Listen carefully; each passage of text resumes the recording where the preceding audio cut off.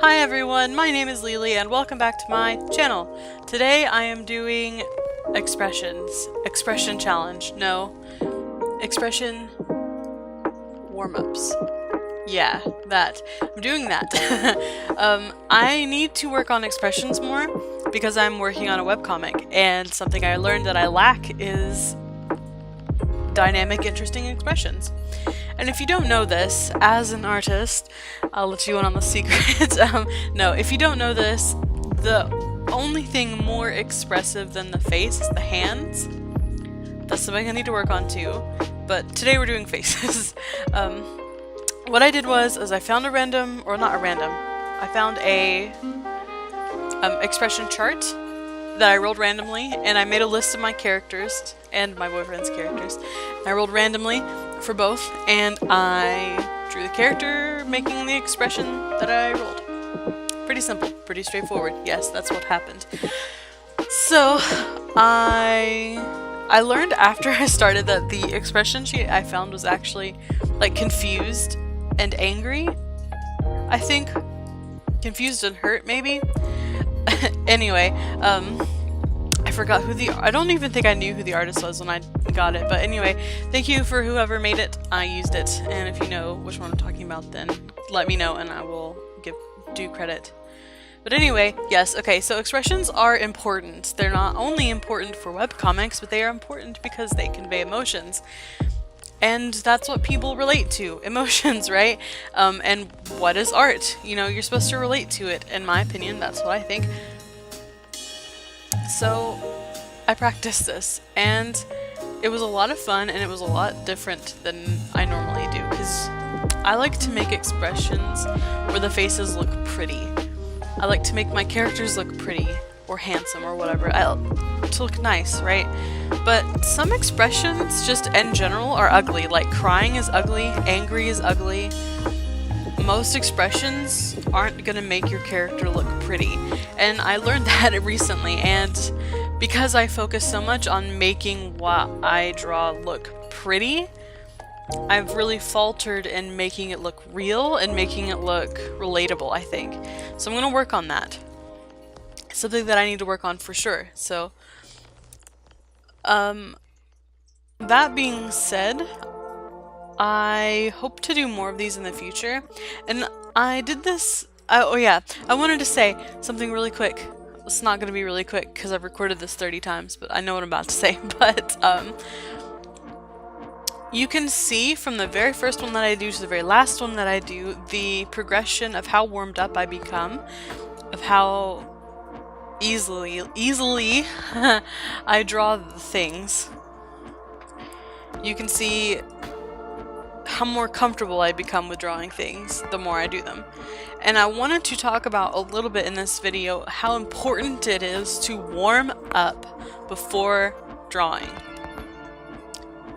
And by that I mean, just like an athlete who needs to stretch before doing their thing, as an artist you should warm up before you do the thing, the art thing. And I especially learned that with this exercise. The longer I warmed up, the better, the more fluid, the more interesting, the more comfortable I became with my art. This is something I haven't done a lot in the past, is warm up before I actually commit to drawing something, and I really regret it now, seeing, you know, like this, where it's like back to back, you can see the progression of how easy things come, versus the first one I really struggled with proportions and stuff. So I highly, highly recommend to any artist out there that you warm up before you do your thing.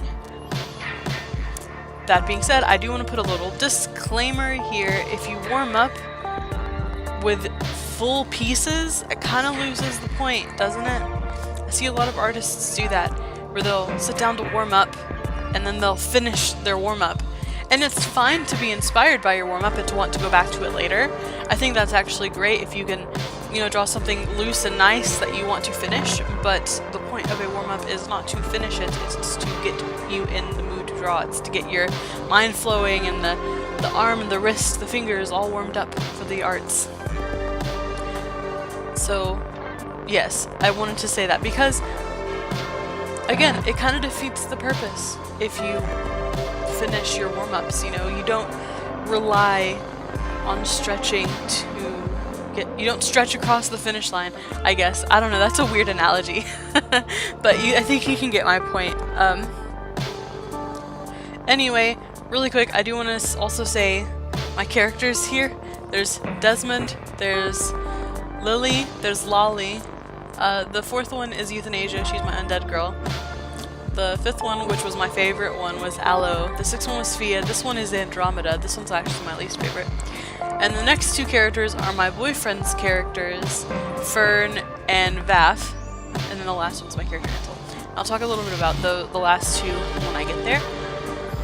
But I learned drawing expressions is so much fun.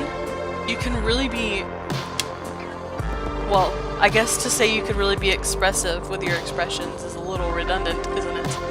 But I love the life that it gives the characters, and I have been trying to think of a way I can incorporate that into my normal work without, and it to still look like my normal work, you know? Because I like to draw cute girls and pinups and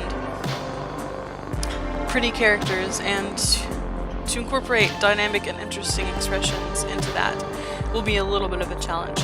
But I'm gonna try my best. I think I'm gonna do what I can to make it happen. Because like I said before, expressions really bring a character to life. They give you something to relate to, you know? Like you felt tired before, haven't you? You felt confused before. So seeing that on a character that you may or may not already know and you may or may not already like